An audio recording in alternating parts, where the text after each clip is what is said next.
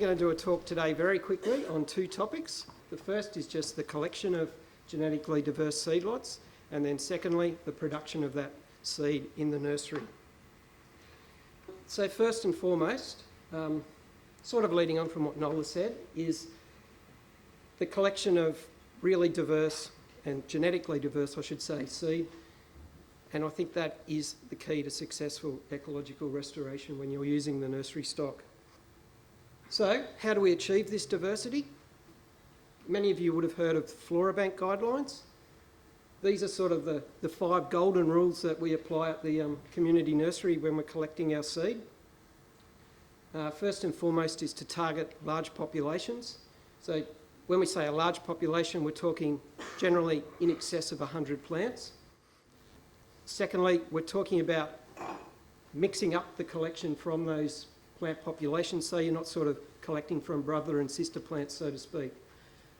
Thirdly is just avoiding the bias in the collection, so you're collecting similar volumes from each plant that you sample.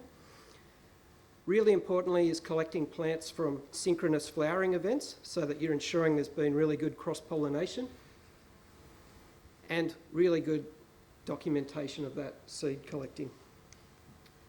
So for us in the Hornsby Shire, if you're not familiar with it, we've got quite large areas of really good healthy bushland.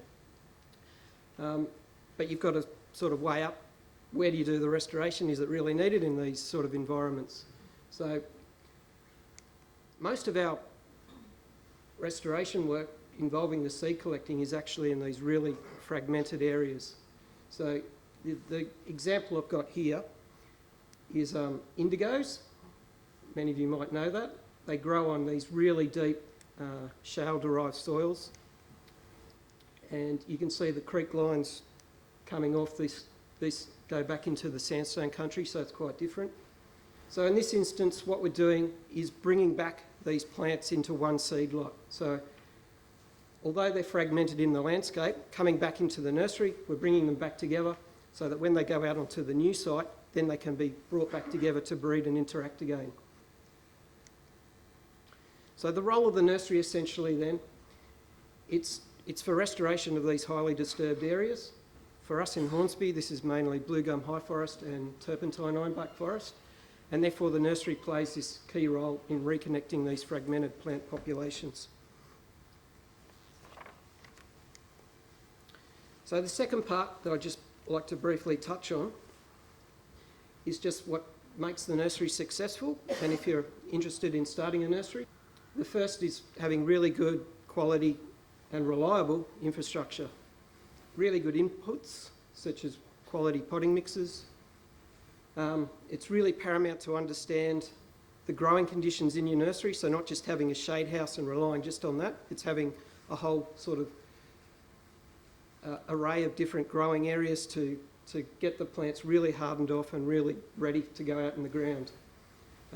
You've got to understand the different container types, and then also knowing what you're growing for ultimately and where the plants are going to be used. Then in terms of the production, it's also obviously starting with that nice viable seed that you've collected, understanding all the germination cues to get it growing, so that's things like smoke, whether you need to ferment them, whether there's an after ripening period with the seed, growing the seed at the right time of the year. That's particularly important for a lot of the native grasses, whether they're a C3 or a C4 grass. Really critical is understanding the shelf life and the timing it right for when it's the right time of season and year to plant. Documenting everything again, and like we do at Hornsby, we aim for quality, not quantity. So if you'd like more information, please come to the nursery, because it is a demonstration site, and yeah, we can chat there. Thank you.